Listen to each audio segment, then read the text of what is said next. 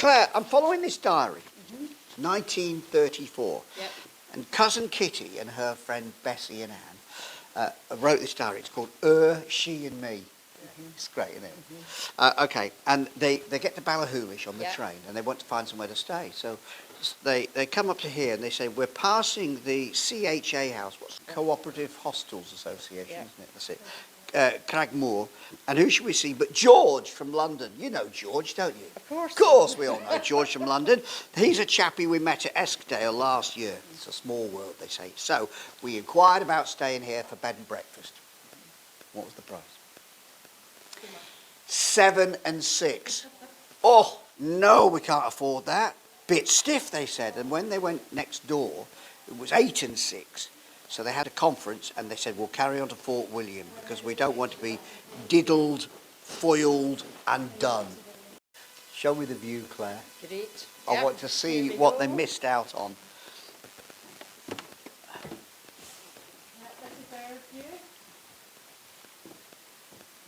Oh, look at this.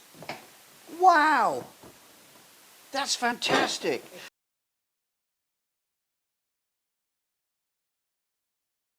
I'm in Glencoe, the most famous, some would say infamous, glen valley in the whole wide world.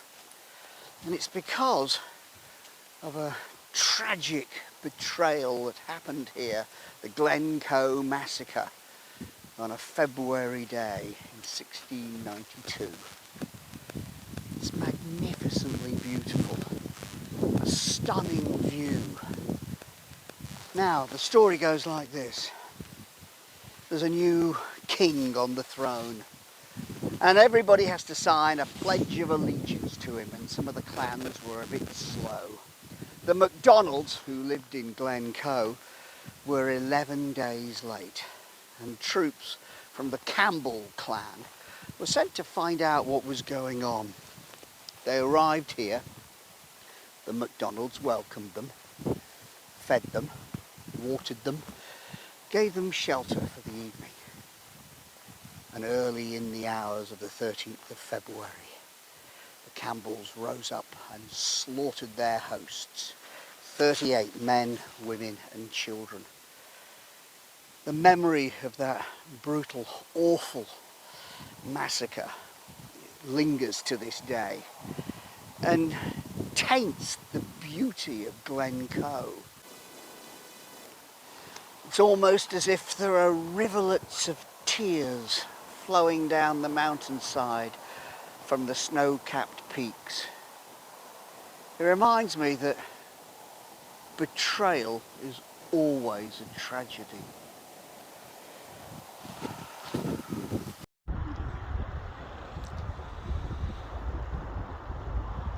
I'm in Glencoe, the most wonderful glen in Scotland. It's so scenic, and I'm painting it in watercolour. And the interesting thing here is that the sunlight is constantly changing, so I'm getting highlights and lowlights changing every time I put them in. So I'm using a little bit of yellow ochre to give me some highlights and hoping that they dried quick enough. In these conditions, I've got a bit of blue sky. Didn't have blue sky 10 minutes ago.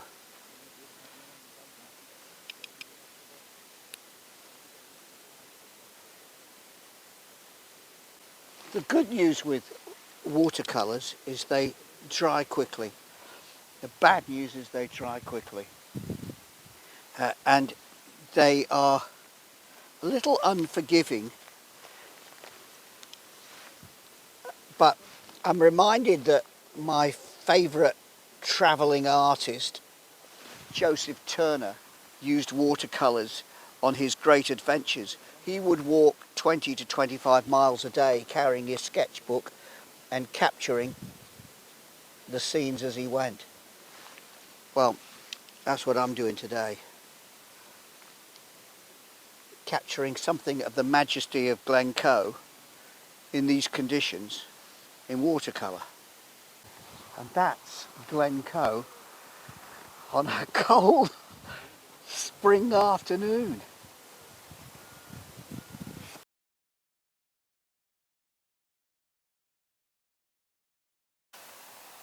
I'm in the Highlands of Scotland on a cold afternoon, and I'm reminded of one of my favourite Scottish actors, Gordon Jackson.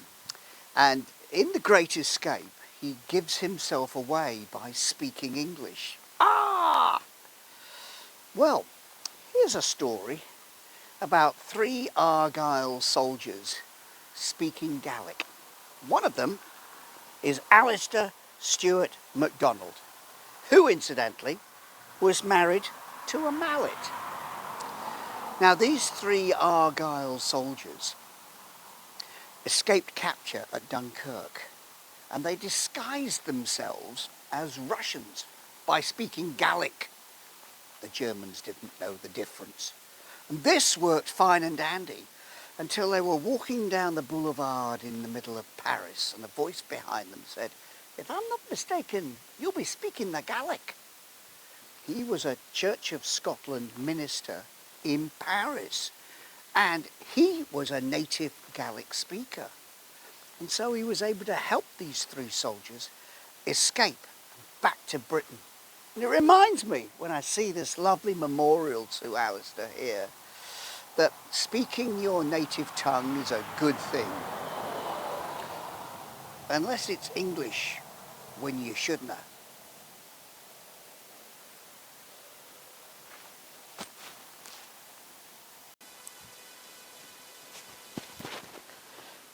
It's a beautiful morning in Ballachulish. It's only 3 degrees, so I'm putting on extra layers. I think I'm up to about 6 or 7 layers here. The reason I've stopped is because of this slipway. This is where, in 1934, she and me, my cousin Kitty, and her best friend Bessie and Anne, came across on the ferry from the hotel over there. That's where the train came in, and there was no bridge here. So this beautiful, stunning bridge is less than 90 years old.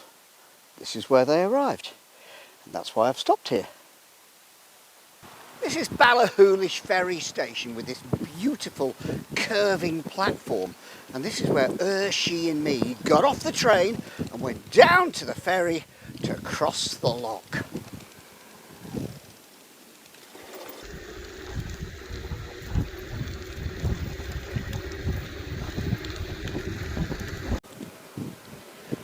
It's a glorious afternoon in March and I'm wearing sunglasses. Yeah, that low winter sun is sparkling on this almost empty cycle path. It's what remains of the Calendar to Oban railway line, opened in 1903 and closed in 1966. It was opened mainly as a freight line, but helped a lot in social cohesion, something that's really important in the sparsely populated Highlands of Scotland. Now it's been reconfigured as a cycle path by Sustrans, part of the National Cycle Network. And what a great job they've done. It's utterly, utterly brilliant.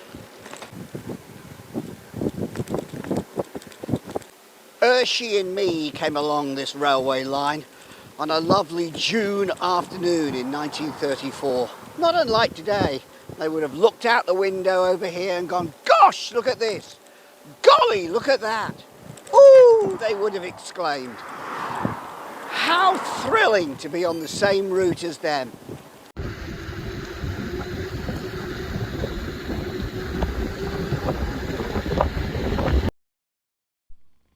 I've stopped by the side of the cycle path to sketch in pen and ink at Castle Stalker, one of the great sea loch castles that adorn this area of the Highlands. This is where Monty Python filmed The Holy Grail. First of all, I drew it in pen and ink, and then using the watercolours to accentuate the highlights and the strong shadows and that lovely Caribbean blue of the water. Wow. Castle Stalker.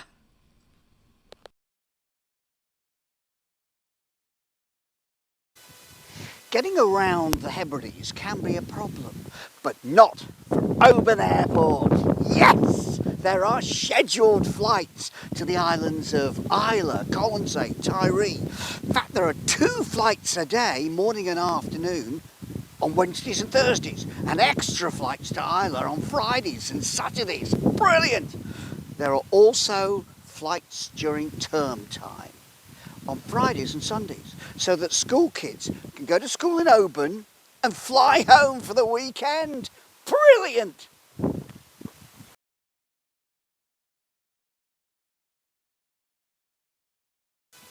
I love this. You know those stalls by the side of the road? This is a first. Fresh Caledonian oysters, straight off the lock. 10 quid for a dozen. That's a bargain. Let's have a look. Look at those. They're enormous. Woo! Now, a dozen oysters. I'm really tempted. How am I going to carry them? And how am I going to open them?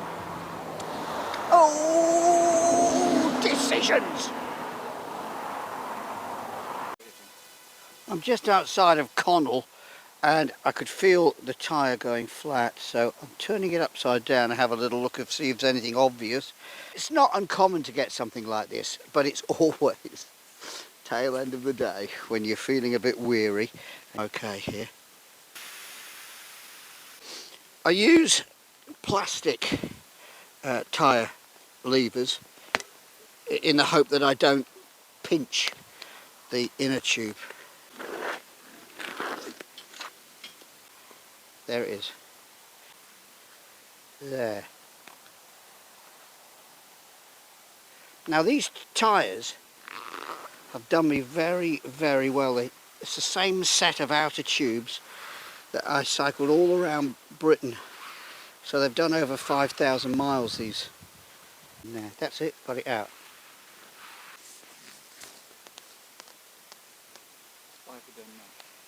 First of all, I've cleaned the tube and I can see there's a hole, look. Right, okay, let's put a glueless patch onto that then. You could end up with your tube completely covered in these things, which is rubbish, and then you put a whole new one in, and it might be the case that tomorrow morning I get the bike ready and hey, it's completely flat, in which case I'll put a whole new tube in, but it might as well have a go first. Touring cyclists needs to be able to fix their gear. I'm carrying quite a lot of weight on this bike. There's me.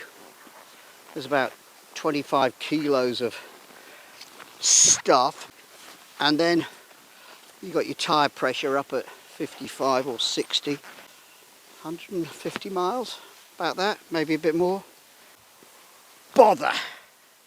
I've messed that up. Take it out, do it again. This is where I could do with a cup of tea. Usually it's the back tyre that goes because that's carrying all the weight, but I shouldn't have said that out loud because that's fatal now, isn't it?